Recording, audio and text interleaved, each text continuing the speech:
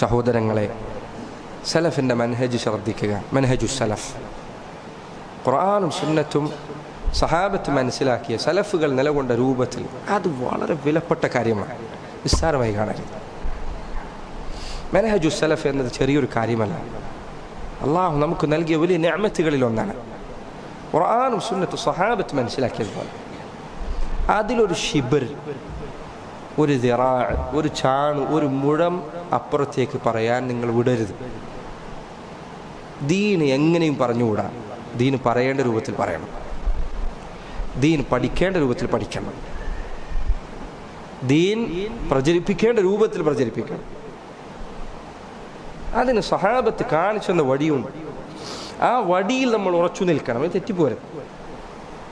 പിഴച്ച കക്ഷികൾ, ദലാലത്തുകളിലേക്ക് ക്ഷണിക്കുന്നവർ, വടികേടുകൾ പ്രചരിപ്പിക്കുന്നവർ, കക്ഷിത്വങ്ങളും ഭിന്നതകളും സൃഷ്ടിക്കുന്നവർ ആ മാർഗങ്ങളിലേക്ക് ചേർന്ന് നിൽക്കരുത്.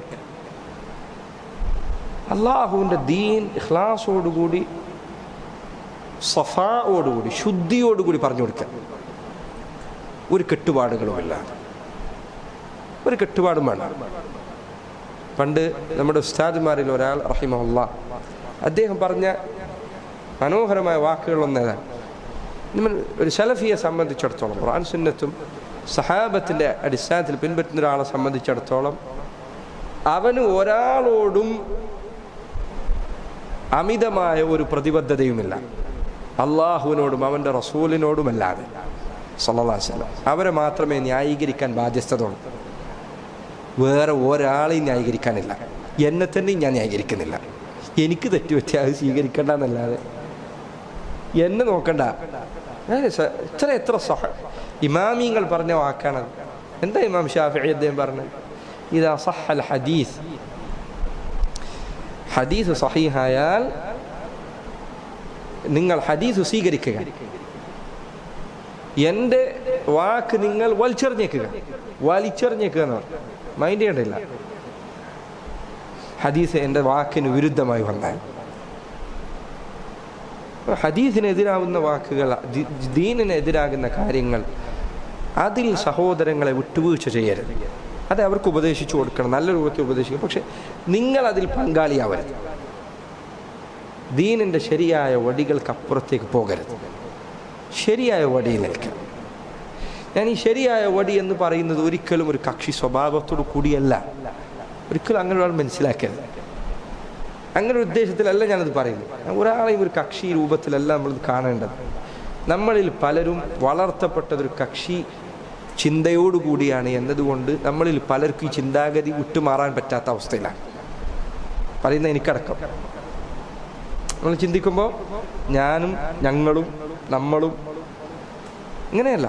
മുസ്ലിമീങ്ങളോട് നസീഹത്തുള്ളവനാകുക, ഇസ്ലാമിനോട് മുസ്ലിമീങ്ങളോട് നസീഹത്തുള്ളവനാകുക. ആ പറഞ്ഞതിൻ്റെ അർത്ഥം എന്നാ മുസ്ലിമാണോ അവൻ ചെയ്യുന്ന എല്ലാത്തിലും നമ്മൾ പോയിരിക്കാന്നല്ല. അവൻ ചെയ്യുന്ന തെറ്റിൽ നീ യോജിക്കരുത്. അവൻ്റെ പ്രവർത്തനങ്ങളിൽ ശരികേടുണ്ട് എങ്കിൽ അതിൽ വിയോജിക്കണം. ഒരാളെ ന്യായീകരിക്കരുത്.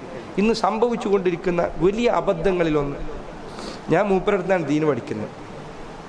അപ്പം ഞാൻ എന്തെങ്കിലും ഒരു തെറ്റു പറഞ്ഞാൽ നാളെ നിങ്ങൾ തയ്യാറായി നിൽക്കുകയാണ് എന്തിന്? ന്യായീകരിക്കാൻ വേണ്ടി. എന്തിനെങ്ങനെ ജീവിക്കുന്നത്? എന്തിനെങ്ങളിങ്ങനെ ആവുന്നത്? ഇത് ആവശ്യമില്ല. ഒരാളും ഒരാളെ ന്യായീകരിച്ചു, ഒരു സംഘടനയും ന്യായീകരിക്കാൻ നിൽക്കേണ്ടില്ല. അള്ളാഹുവിൻ്റെ ദീൻ എന്താണോ പറയുന്നത് അതിന് നിൽക്കുക. അപ്പുറത്തേക്ക് ഒരാളെ ന്യായീകരിക്കേണ്ടില്ല, ഒരാളെ ന്യായീകരിക്കണം. ഒരാൾ പറഞ്ഞത് ശരിയാണെങ്കിൽ ശരി, അൽഹംദുലില്ലാ. തെറ്റാണെങ്കിൽ അവരുടെ തെറ്റാണ്.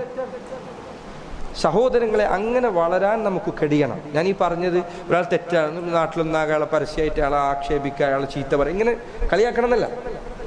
പക്ഷെ ഒരാളോടും എന്ത് ചെയ്യരുത്? തഅസ്സുബ് ഉണ്ടാകരുത്, തഹസ്സുബ് ഉണ്ടാകരുത്, കക്ഷിത്വം ഉണ്ടാകരുത്, അന്ധമായ വിധേയത്വം ഉണ്ടാകരുത്. പഴയ കാലത്ത് ഇത് മദ്ഹബിനോടെയാണ്.